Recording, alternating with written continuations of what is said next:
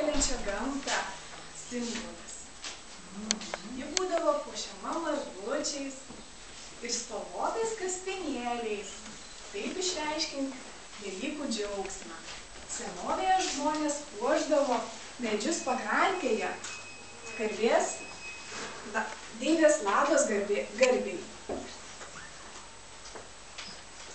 Na, o kaipgi Velykų stalas be margučių?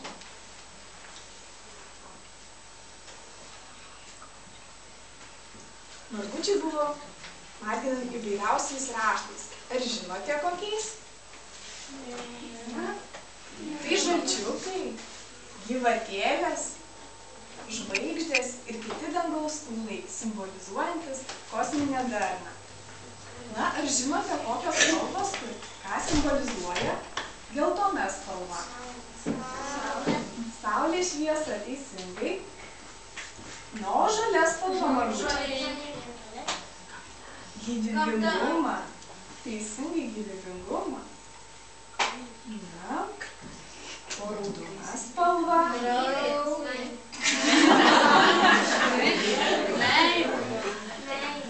Vaisingumą. Nori, žinote, vaikai, kokia yra seniausia spalva margučio? Juoda. Teisingai, juoda spalva. Ji simbolizuoja motulę žemę. Na, o stalo viduryje būdavo dedamos daigintos avižos. Tai prisikeliančio pavasario gamtos ženklas, o jų viduryje dedamas avinėlis, Kristaus aukos ir nekaltybės simbolis.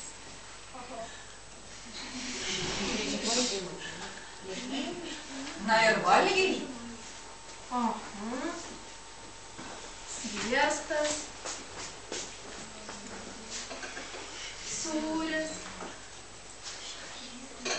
mėlynis pyragas, Naminė gira. Krienai. Žinoma, kumpis. na ir kaip be kiaulės galvos paštos žalumynais. Išaušo šventų Velykų rytas.